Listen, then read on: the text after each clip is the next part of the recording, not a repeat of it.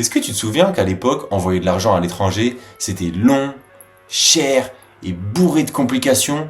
Imagine-toi que maintenant, tu peux envoyer en quelques secondes des milliers d'euros avec presque zéro frais. C'est la promesse d'XRP. Mais derrière ce projet, il y a une guerre juridique avec la SEC, une confusion entre Ripple et XRP et surtout, beaucoup de personnes ne croient pas en la technologie innovatrice qu'est le XRP. Dans cette vidéo, je vais te montrer et te décortiquer simplement et de façon concise pour que tout le monde comprenne à quoi sert le XRP.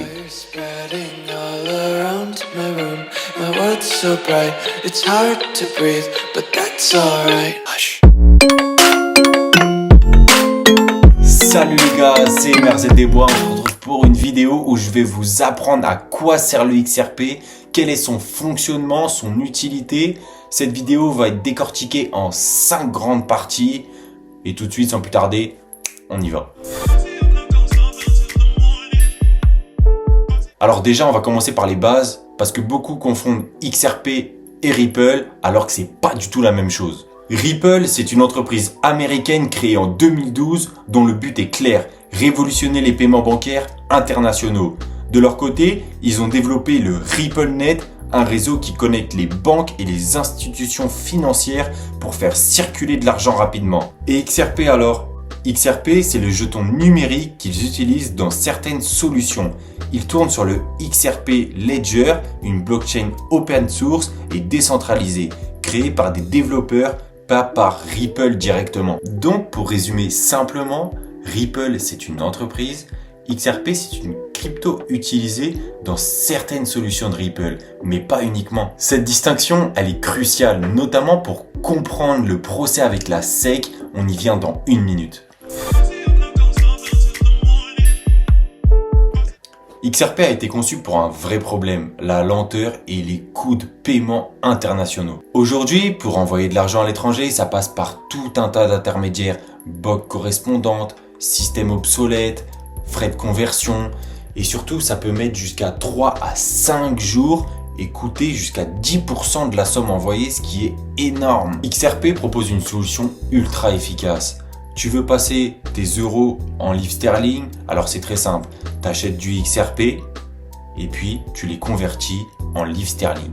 Ceci se fait en quelques secondes. Et ce n'est pas juste théorique. Voici les chiffres. Vitesse de transaction, 3 à 5 secondes. Capacité, 1500 transactions par seconde. Frais, moins d'1 centime par transaction. Écologique, pas de minage. Consensus ultra léger. C'est pour ça que Ripple parle d'ODL.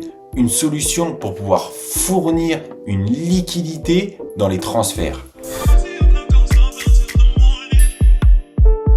Maintenant tu te dis, ouais l'XRP c'est bien et tout, mais est-ce qu'il est vraiment utile? Est-ce qu'il est vraiment utilisé par des entreprises? Alors oui, mais à très petite échelle. Ripple travaille avec plus de 300 institutions financières à travers le monde, parmi les plus connues, Santander, American Express, SBI Holdings, PNC Bank. Certains utilisent simplement RippleNet, c'est-à-dire le réseau sans XRP, mais d'autres, de plus en plus, utilisent ODL qui lui repose sur le XRP pour les paiements en temps réel. Le gros avantage pour les banques, c'est qu'en fait les banques elles n'ont pas besoin d'obtenir la monnaie d'échange. Le XRP sert de garantie, de tampon de validation. Mais soyons honnêtes, le XRP n'est pas totalement adopté à cause de la résistance et notamment dû aux régulations. C'est là que les choses se compliquent. En 2020, la SEC, donc en gros les gendarmes du marché financier américain, attaquent Ripple. Motif ?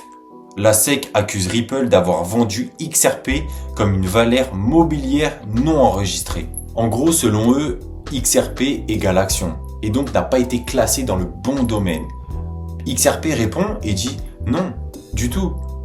Pour nous, le XRP, c'est comme l'Ethereum, c'est comme le Bitcoin, c'est une crypto-monnaie. Le procès a duré des années avec des rebondissements, des documents révélés et surtout des énormes tensions, ce qui a fait que le marché a beaucoup régulé. En 2023, la justice tranche. XRP n'est pas une valeur mobilière quand il est vendu sur les plateformes d'échange, donc pour toi et moi. Par contre, certains aspects restent flous, notamment les ventes aux investisseurs institutionnels. Moralité, le XRP a survécu, mais à quel prix? Qu'est-ce qu'il a perdu? Qu'est-ce qu'il aurait pu atteindre si ce procès ne l'avait pas freiné dans son élan? On ne peut pas le savoir, mais il aurait eu des belles perspectives d'évolution. Alors XRP, est-ce une bonne ou une mauvaise opportunité d'investissement? Nous allons voir ça tout de suite. Donc côté positif, utilité réelle et concrète, elle apporte un énorme soutien aux entreprises sérieuses avec des partenariats solides. Donc XRP a été résilient malgré les procès que la SEC a eu contre eux. Il peut y avoir aussi un potentiel de croissance si les banques adoptent ODL massivement. Je vous ai énuméré les points positifs de XRP. Maintenant, je vais vous énumérer les points négatifs, enfin les risques que XRP pourrait potentiellement avoir. Ce qu'il faut bien retenir, c'est que XRP dépend de Ripple. Donc si Ripple tombe, XRP tombe. Il y a une régulation qui est encore incertaine dans plusieurs pays. Il est vrai que XRP a été le premier à apporter cette modernisation, mais maintenant il a des concurrents et des concurrents de taille comme Stellar, CBDC, Swift modernisé. Donc si tu y crois, tu paries sur l'adoption bancaire et institutionnelle. C'est un pari qui va te demander de la patience et une bonne gestion de tes risques.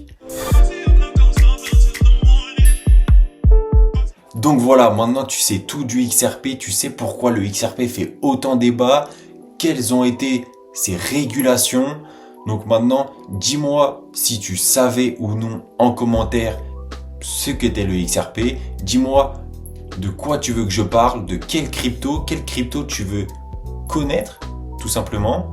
N'oublie pas de liker, partager et t'abonner. Et nous on se retrouve dans une prochaine vidéo.